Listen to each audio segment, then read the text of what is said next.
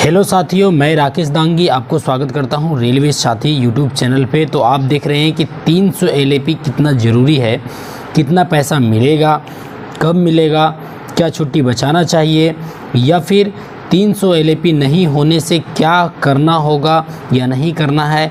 ठीक है, और ये लीव रूल के अकॉर्डिंग हम लोग देखेंगे। ठीक है, तो ये आप लोग देख सकते हैं अवकाश का नियम है, लीव रूल है, जो कि यहाँ पे 1949 के अधिनियम के द्वारा ये सारी चीज़ें आप लोगों को यहाँ पे देख सकते हैं। और ये बहुत लंबी चौड़ी है, इसको आप लोगों को मैं आसान भाषा में आप लोगों को मैं यहाँ से आप लोगों को बताने वाला हूँ।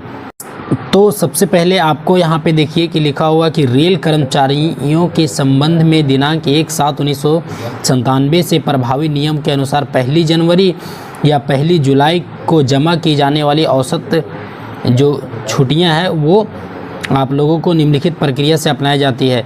आप लोगों को मालूम है कि एक साल में कितना 30 LAP जो है वो मिलता है, क्रेडिट होता है, जो कि 15 LAP जनवरी में मिलता है और 15 LAP जुलाई में मिलता है। इसी तरीके से तो आसान भाषा में मैं आप लोगों को यहाँ पे बताता हूँ कि आप लोग यहाँ पे देखिए कि सबसे पहले यहाँ पे जो है 300 LAP ये बचाना कोई अनिवार्य नहीं है।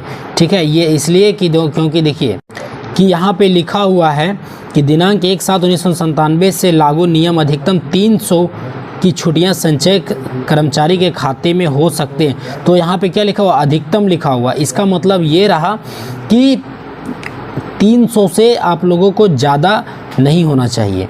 अगर किसी की जो छुट्टी है वो 300 से ज़्यादा है, मान लीजिए किसी का छुट्टी है वो 350 है, तो ये जो 50 छुट्टियां हैं ना उसका कोई काम के नहीं रहने वाला है। उसका जो पैसा है वो 300 का ही मिलेगा। किसी को 400 LAP अगर जमा करके रखा है तो इसका भी कोई काम के नहीं है, इसका भी पैसा जो है वो 300 ही का ही मिलेगा।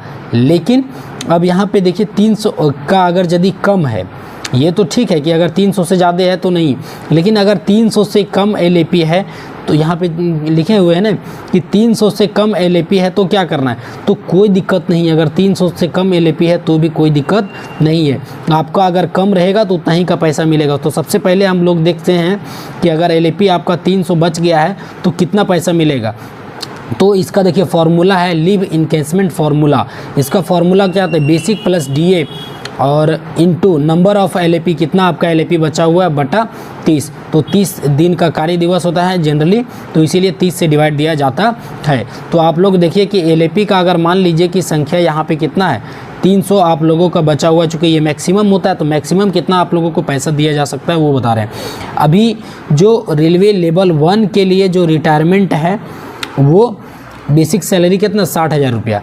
तो अगर 60,000 रुपया बेसिक है और DA अब बढ़ करके जनवरी से हो गया 50%, तो 50% DA अगर यहाँ पे हम लोग जोड़ देते हैं तो कितना हो जाएगा, 60 का 50% 60,000 का 30,000 रुपया।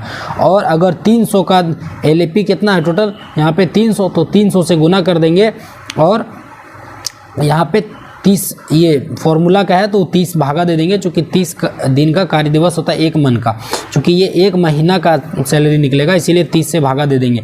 तो इस तरीके से आपका जो टोटल मिलने वाला पैसा हो जाएंगे वो 9 लाख रुपये।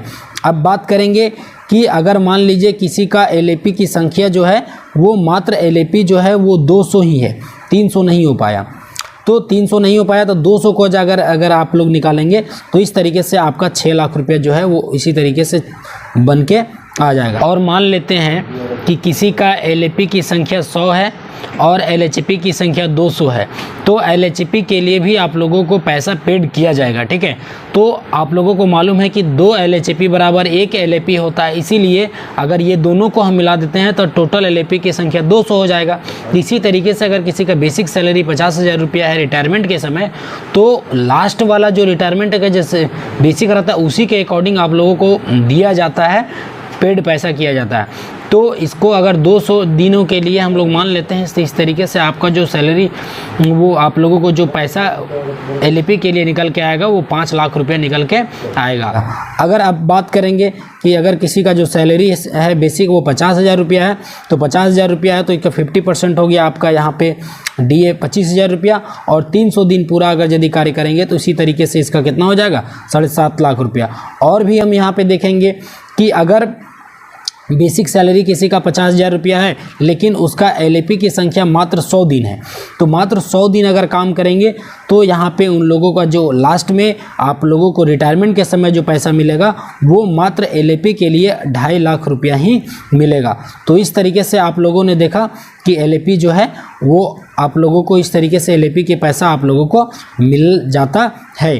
तो क्या छुट्टी बचाना चाहिए? तो छुट्टी आप लोगों को जितना मन करे आप लोग लीजिए, कोई दिक्कत नहीं है। ये लीव रूल के अकॉर्डिंग आप लोग जा करके देख सकते हैं। अगर बचाइएगा तो पैसा मिलेगा, नहीं बचा जरूरी है तो आपको लेना अनिवार्य है, चूँकि छुट्टी लेने के लिए ही दिया जाता है। उसके बाद 300 एलएपी नहीं होने से भी कोई दिक्कत नहीं है, कम है तो कम का पैसा आप लोगों ने देख लिया है। कितना पैसा मिलेगा, कब मिलेगा, तो पैसा कब मिलेगा आप लोगों को मैंने बता दिया कि रिटायरमेंट के समय जो है आप लोगों को पैसा मिलेगा। तो अगर आप लोगों को जानकारी अच्छी लगी हो तो लाइक करें वीडियो को, और ज़रूरी हो तो अपने दोस्तों के पास भी शेयर कर सकते हैं। तो मिलते हैं आप लोगों को नेक्स्ट इसी तरीके की वीडियो में। Thank you.